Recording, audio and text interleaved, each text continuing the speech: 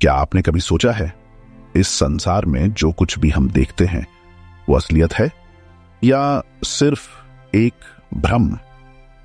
क्या ये रिश्ते, धन दौलत और इच्छाएं सच में हमारी खुशियों का कारण बनते हैं, या ये सब एक ऐसा जाल है जिसमें हम उलझते चले जाते हैं? हमारे जीवन में कई बार ऐसा होता है जब हमें लगता है कि हम फंस गए हैं, जैसे कि कोई अनदेखा जाल हमें जकड़े हुए है। लेकिन ये जाल क्या है? क्यों हम इसे तोड़ने में असमर्थ रहते हैं और इससे कैसे छुटकारा पाया जाए? माता पार्वती ने भी शिव जी से यही सवाल किया, स्वामी, माया का जाल क्या है? हम इससे कैसे बच सकते हैं? शिव जी ने उत्तर में एक अद्भुत और शिक्षाप्रद कहानी सुनाई। आज मैं आपको वही कहानी सुनाने जा रहा हूं जो न केवल माया के जाल को समझाएगी बल्कि उससे मुक्त होने का रास्ता भी दिखाएगी। अगर आप ये कहानी सुन रहे हैं तो कहानी पूरा सुने। अगर शिव भक्त हैं तो कमेंट में भोलेनाथ लिखिए। वीडियो अच्छा लगे तो लाइक और शेयर करें। शिव जी मुस्कुराते हुए कहानी प्रारंभ करते हैं। एक समय की बात है, एक राजा ने अपने राज्य में एक बड़ा जाल बिछाया। उस जाल में एक छोटा सा सांप, एक चिड़िया, एक छोटा सा पक्षी और एक छोटा सा कुत्ता फंस गए। सांप ने सोचा, मैं सबसे बलवान हूं, मैं इस जाल को तोड़ सकता हूं। चिड़िया ने कहा, नहीं, मैं सबसे तेज हूं, मैं उड़कर इस जाल से निकल जाऊंगी। पक्षी ने भी गर्व से कहा, मैं तो सबसे ऊंचा उड़ सकता हूं, मैं तो आसानी से निकल जाऊंगा। कुत्ते ने भी कहा, मैं सबसे मजबूत हूं, मैं इसे तोड़कर निकल जाऊंगा। ये सभी जानवर अपने अपने बल पर गर्व करते रहे, पर कोई भी उस जाल से बाहर नहीं निकल सका। वे सारे ही असफल रहे और उनके अभिमान टूट गए। तभी वहां एक बूढ़ा व्यक्ति आया।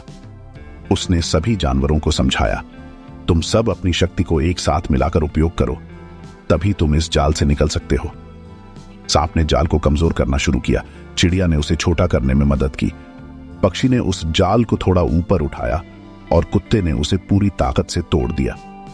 इस तरह वे सब एक साथ मिलकर उस जाल से आजाद हो गए।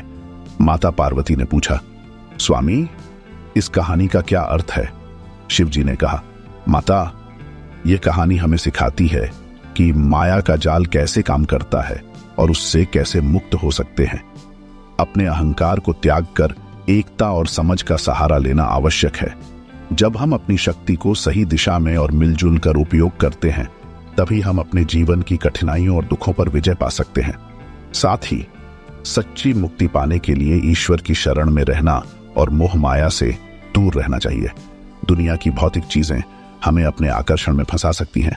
अपने बल और क्षमता का सही उपयोग करें, समझ और विवेक का सहारा लें। एकता और सहयोग से ही माया के जाल को तोड़ा जा सकता है।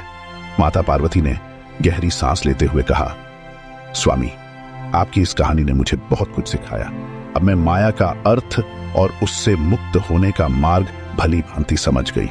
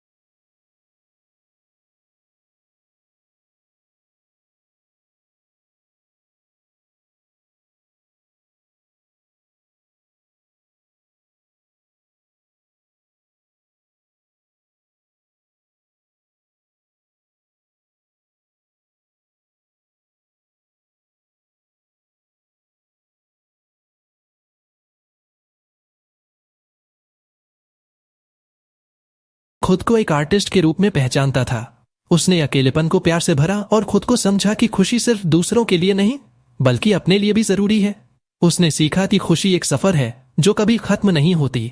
उसने हर पल को जीना शुरू किया और हर रोज नई उम्मीद के साथ अपने सपनों को पूरा करने की कोशिश की।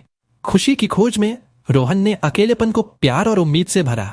उसने ये समझा कि अगर वो खुश है तो वो दूसरों को भी खुश रख सकता है। हर किसी को अपने सपनों का पीछा करने का हक है और खुशी उनका अंजाम है। इस तरह रोहन ने खुद को समझा और खुशी के सफर पर निकल पड़ा। खुशी सिर्फ दूसरों की खुशी में नहीं बल्कि अपने सपनों और खुद की खोज में भी है।